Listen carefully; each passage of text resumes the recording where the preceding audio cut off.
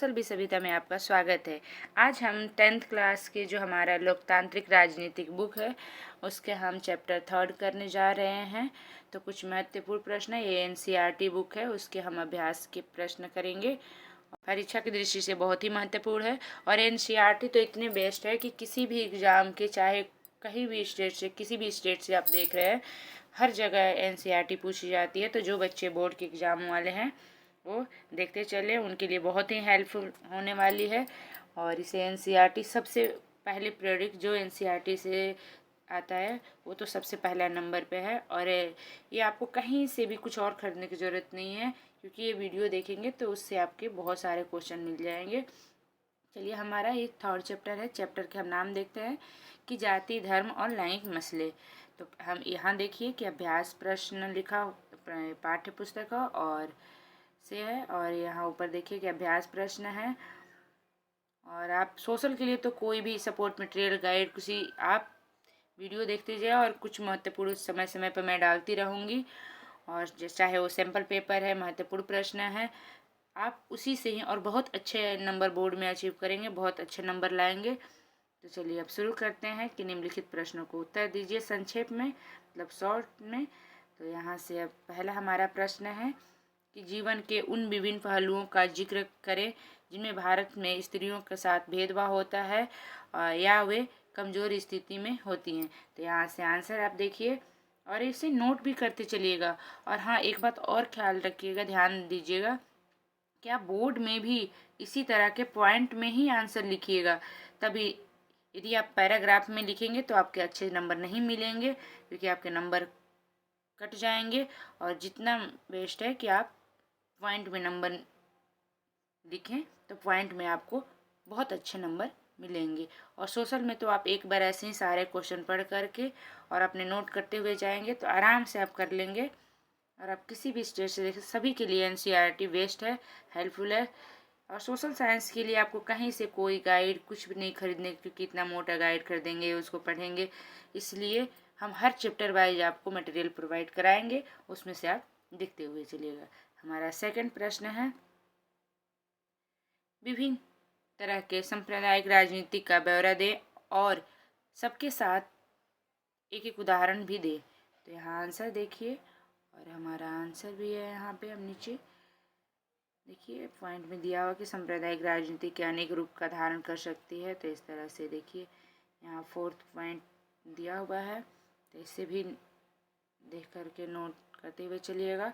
और हमने 2nd chapter तक कर लिया है, तो डिस्क्रिप्शन में लिंक मिल जाएगा, तो दोनों चैप्टर के आप देख लीजिएगा। और हम कुछ महत्वपूर्ण क्वेश्चन भी डालते हैं, वन लाइनर भी डालते हैं, तो उसे भी आप देखते चलिएगा, सर्च कर लीजिएगा, हमारे चैनल पे सारे अवेलेबल हैं।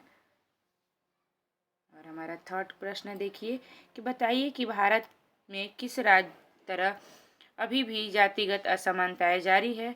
तो यहाँ से आंसर देख सकते हैं कि आधुनिक भारत में जाति की संरचना और जाति व्यवस्था में भारी बदलाव है, किंतु फिर भी समकालीन भारत में जाति प्रथा भी नहीं हुए। जातिगत असमानताएं कुछ पुराने पहलू अभी भी बरकरार हैं, यहाँ देख सकते हैं। और यहाँ पॉइंट में देखिए नीचे दिया हुआ है, और इसे ज़रूर नोट कर लीजिए ताकि आप एग्ज़ाम के टाइम पढ़ सकें।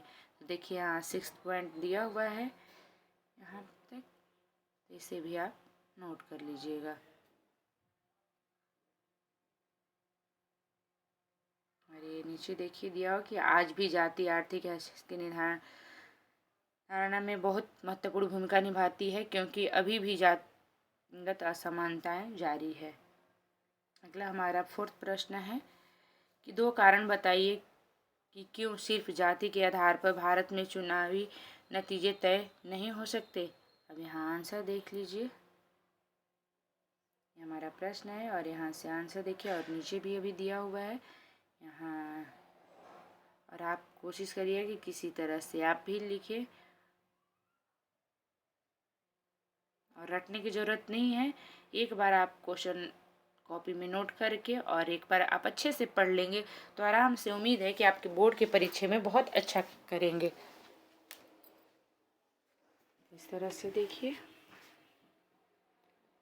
और अगला हमारा 5th प्रश्न है कि भारत की विधायकों में महिलाओं के प्रतिनिधित्व की स्थिति क्या है।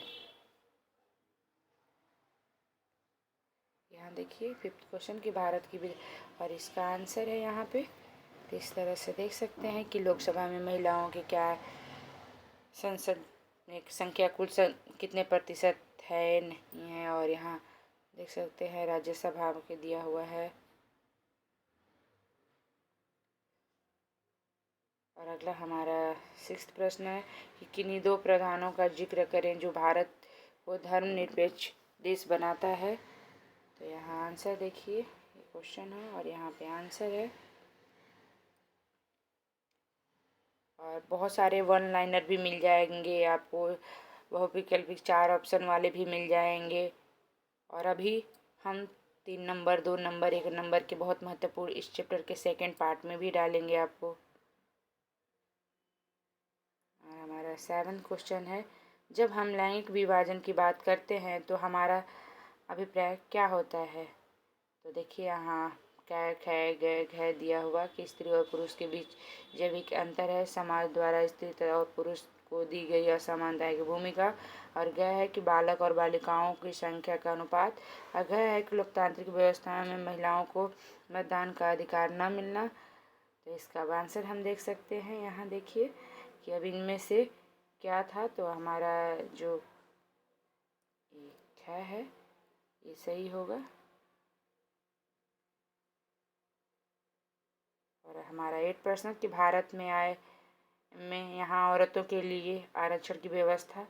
तो आप देख सकते हैं 8वां का होगा, घ होगा पंचायती राज की संस्थाएं। और हमारा 9वां क्वेश्चन है कि सांप्रदायिक राजनीति में अर्थ संबंधी निम्नलिखित कथनों पर गौर करें और सांप्रदायिक राजनीति इस धारणा पर आधारित है कि।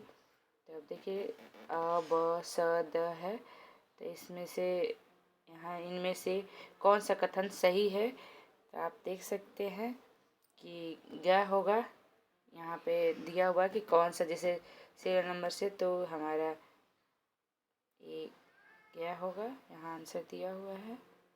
और अगला हमारा है 10 क्वेश्चन है कि भारतीय संविधान के बारे में कौन सा कथन गलत है। तो हमारा यहाँ पे क्या होगा कि यह एक धार्मिक को राजकीय धर्म बताता है, ये हमारा यहाँ आंसर देखिए। और अगला हमारा 11th नंबर के आधारित सामाजिक विभाजन सिर्फ भारत में ही है। तो जाति पर आधारित सामाजिक विभाजन सिर्फ भारत में ही है, आंसर इसका। अगला है सूची 1 और सूची 2 में मेल मतलब सही सामने से मैचिंग करना, मिलान जवाब ढूंढना है। तो यहाँ देखिए एक तरफ 1 2 3 4 दिया हुआ और एक तरफ क्या ख गया दिया हुआ। तो इस तरह से देखिए और फिर नीचे इसका आंसर देखिए, यहाँ दिया हुआ है कि स में दिया हुआ कि क्या ख गए। तो इस तरह से आंसर हमारा रे हो जाएगा। तो और इससे नीचे करते हैं ताकि आप यहाँ पे ये आंसर हो जाएगा। और हम नेक्स्ट पार्ट में जल्दी मिलेंगे इसका 2nd पार्ट में, उसमें बहुत ही महत्वपूर्ण प्रश्न है, तो देखना ना भूलें। धन्यवाद।